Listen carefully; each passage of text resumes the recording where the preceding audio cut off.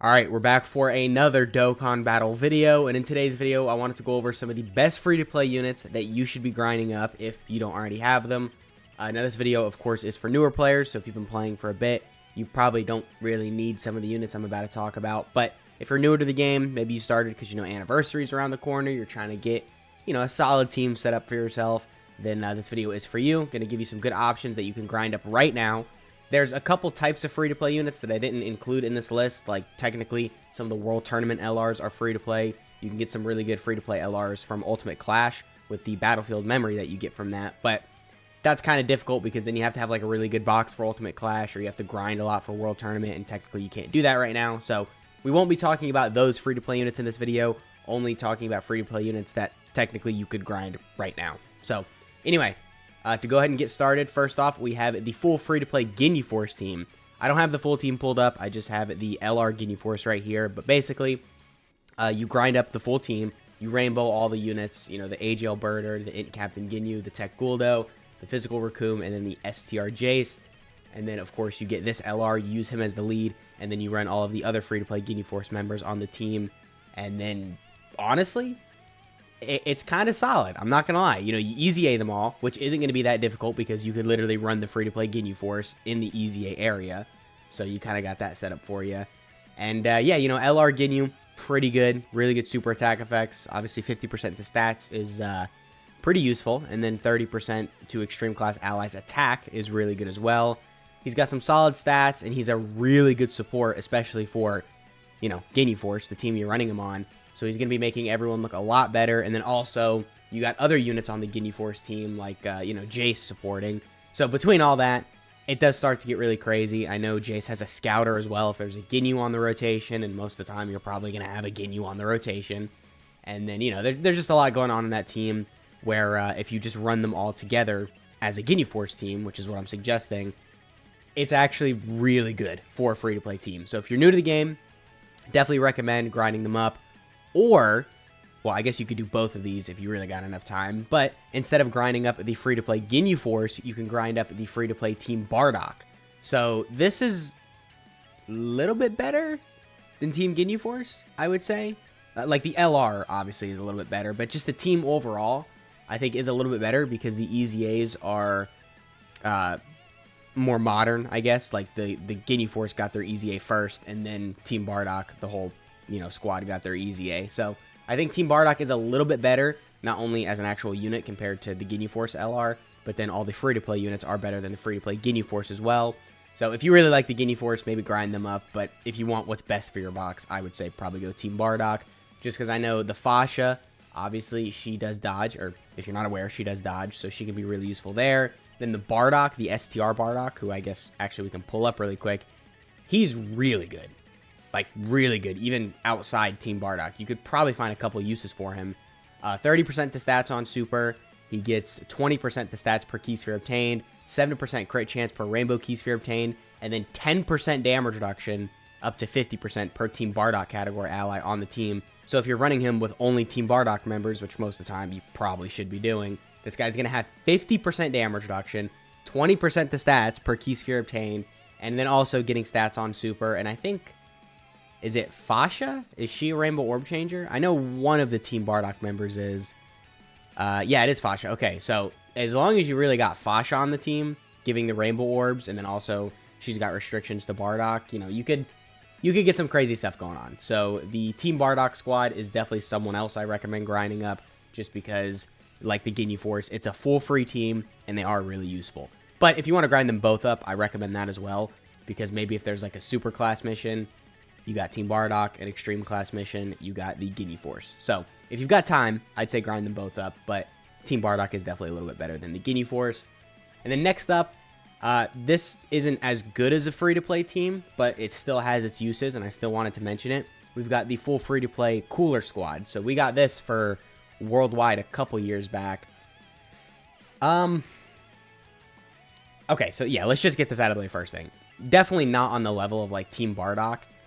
Maybe a little worse than the free-to-play Ginyu Force team, just because there's not an LR as a lead. It's this guy. He's the main lead for the team right here. 77% to stats. obviously isn't the greatest, at least with these guys. You know, they've got 130%, which is still very low, all things considered, but it's a lot better than 77%. So definitely only do this if you really like Cooler, or if you just really need, like, you know, some better extreme class options on these teams. Because I would say these guys are probably easier to grind, and they're also better. But this is still an option. All the Coolers do have their uses, as long as you're running all of them with each other. So as long as you just got a full metal Cooler team, which should be pretty easy, you got all these guys right here, then of course you should be set. I'd say the AGL one is probably the best. So they all kind of have their own unique gimmick, mostly. They all get the same super attack effect, 50% defense, which is really good, by the way. That's a good super attack effect. And then I think they all Rainbow Orb change.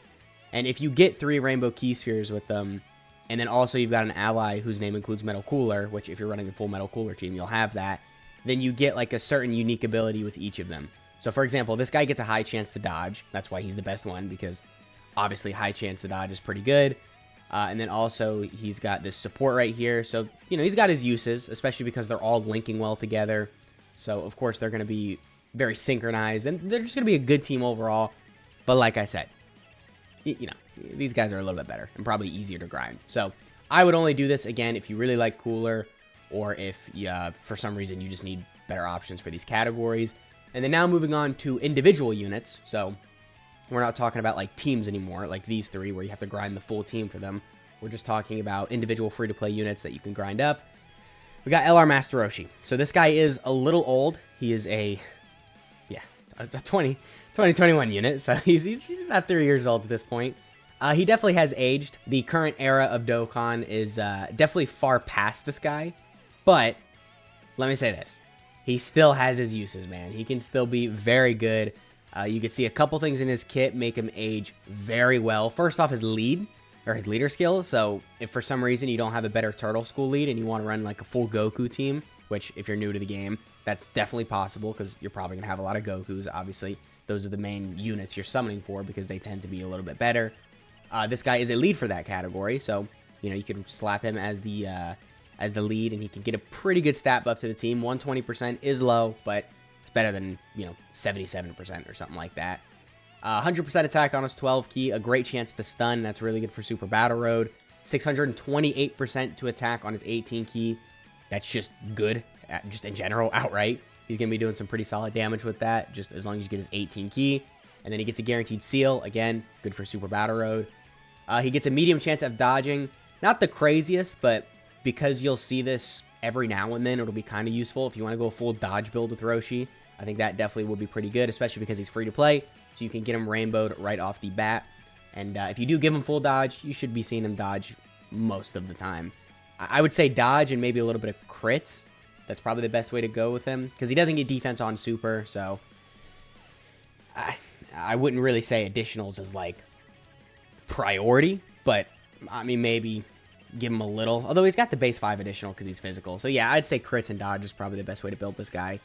And then also, not only is he leading Turtle School, but he's supporting it. So if you want to run him as a lead or just throw him on your Turtle School team, he's going to be supporting all Gokus, all Krillins, all Yamchas, all other Master Roshis.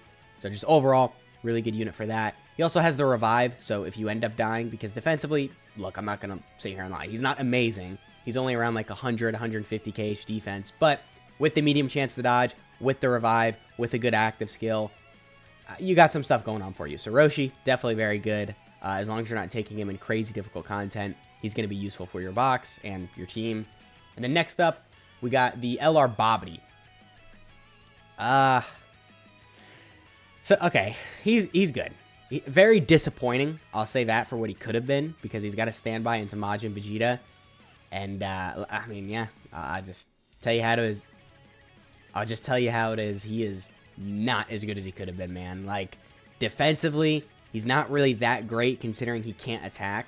So, like, a good example is the Z-Duo. They can't attack when they go into their standby either. But because defensively, they're so amazing, it really doesn't matter. Like, nothing is touching them defensively. They've got the guard, they've got the damage reduction, the high defensive levels, and also they're stacking, so the stacks carry over into the standby. So defensively, again, they're just kind of like amazing with the guard and the damage reduction. But with this guy, you're not carrying over any stack defense. You've got a little bit of damage reduction, but that's it. And then, yeah, that's it. No guard, no dodge, nothing like that. So, not really the greatest design. I'm going to be completely honest. His standby could have been way better. You can tell they held back because he's free to play. But, I'll say this. Animations look clean. Card art looks clean. And he can still do some solid damage with his standby for a free to play unit. It's just defensively, it might be a little difficult with him. But Babidi, I mean, Babidi's alright. Good super attack effects, high chance to stun, like I said, good for super battle road. A really good support for extreme class. So if you've got an extreme class team and you just need another option, I definitely recommend running this guy, even though he's probably not going to link that well with some of them. Although, you know, he's got Thirst for Conquest, Brutal Beatdown, Nightmare, Legendary Power, so he's got some good extreme class links, but also he is supporting them. Just all extreme class units, and then he's got some crit chance here as well. So definitely a lot of potential with him. Not amazing, but still very good for an extreme class team if you want to throw him on there. And then next up, we got the Vegito Blue. Okay, so this guy, what do you get him? You have to buy him with, like, stuff you get from the story mode. So, technically, you got to do a little bit of grinding, like, in a different way than these other LRs. You don't just go do a story event and grind the medals or, you know, grind the unit up and then the medals. This guy's a little bit different, but still just as easy. Just do some of the story mode, buy copies of this guy, and then get the little fusion earrings, the Patara earrings. Get those, or the medals for those, excuse me, and then you can awaken this guy into LR. And then to easy A him, I think you need blue gems. So, not insanely difficult, but a little bit of a process. It might take, you know, just a little bit, but still, definitely worth it. This guy has amazing super attack effects and an amazing leader skill. So, only 120% to stats is a little low, but 4 key, and then the actual restriction for the lead is just super class in general. So, like, you know, most of the best units in the game are on super class, obviously. So, definitely, you should grind this guy up if you don't have him. He's also a Vegito Blue, so he's on so many good teams and a couple weak teams that need the help as well. Good link set. He's stacking. He's building up. He's got additionals built in. All around, a great unit. Definitely recommend grinding him up. And then next up, we've got version Z-Goku. Not really a whole lot to talk about. Most of you probably already have him, but in the off chance you don't have him, make sure you do the missions. If you're not aware of where they are, in the home screen on the middle left of your screen, you're going to see a little icon with this guy's face. Click on that, and then those are all your missions. Make sure you do those, like for real, because you get really good rewards, and then you get this guy. He's a great support, pretty good leader skill. I mean, 59% to stats is bad, but, you know, to all types, I guess for newer players, that's kind of useful. Like right now, I just started a new account about a week ago. This guy's my main lead for my main team, I guess, because obviously, you know, it's one of the first all types lead you get. And as a unit, again, really good. He's a support. He's got an active skill that hits pretty hard. And after he supers, he can get to some solid levels of defense, considering he's free to play. And then next up, we got Yardrat Goku. Actually, you know what? I do want to talk about one more free to play LR. I forgot to pull him up on the list. Most of you probably have him because he came out not too long ago on Global. But yeah, there's Trunks and Broly.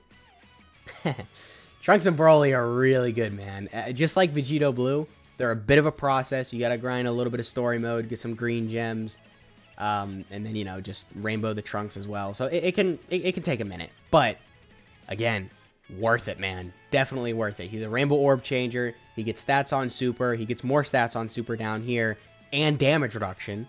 So before he supers, defensively, he kind of sucks. But after he supers for free to play unit, or even just for a unit in general, he's really good defensively.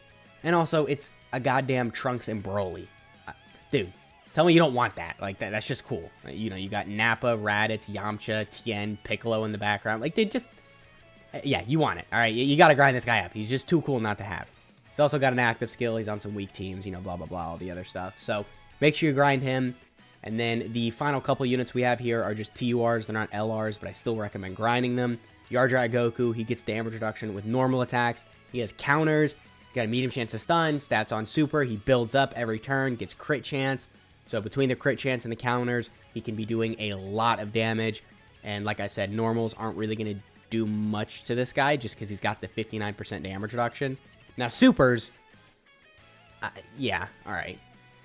Now we start getting into the range where this guy's probably getting one shot, especially if it's a difficult event. But if this guy's got type advantage, or maybe if it's just like, you know, an infinite history stage or just something random like that where it's not really a crazy difficult event, this guy's going to be fine and he's going to be doing a lot of damage. Also, it's a Goku, so he's probably going to fit very well on a lot of the teams you're running if you're new to the game. So definitely another unit that I consider grinding up. I did not mean to pull that up. But then next up, we got the Android 16, the Super Strike 16 specifically. So you might be thinking, why am I talking about this guy? Yeah, you know, he's got some damage reduction, he's got some guard, but it's crazy restricted. It's almost not even worth running him. Also, a lot of the teams he's on kind of suck, so he doesn't really have a great spot in the game. But let me just say this. He gets the 60% damage reduction when guard is activated. I'm aware the guard condition just outright sucks. But technically, if you run this guy in an event where he's got type advantage, he has guard. So he has 60% damage reduction. And then also type advantage. So he's not going to be taking that much damage. And he gets defense on super. And he's got some pretty solid number buffs right here. So, for example, the Cell Max event, the very first one, because I guess there's a couple now. The final phase is in. And the first two phases aren't really that difficult. So I brought this guy in there. Just kind of randomly threw him on the team. I'm pretty sure he was under a leader skill. And yeah, in that final phase, man, he took no damage. Because he's got type advantage. He's getting defense on super. He's got some solid buffs right here. And also 60% damage reduction. So as long as you make sure he's got type advantage, defensively, he's going to be an absolute juggernaut. Offensively, he's not going to be amazing, but between, you know, some stats he gets from his links, because I think he gets even more damage reduction. Yeah, because you got mechanical menaces and then tough as nails, which is another 10%. So 70% damage reduction, guard, defense on super, all these things really useful. Again, just make sure he has type advantage, and then you're kind of chilling with this guy. And then finally, we got the chillin' Super Saiyan Goku. This guy just got his EZA on global, so if you just started, you know, you just missed this guy, but still, really good unit. I mean, for a free-to-play unit, dude, this guy has it all. Literally, he has it all. Stats on super, recovering HP, recovering more HP. He's a support. A lot of stats just right off the get.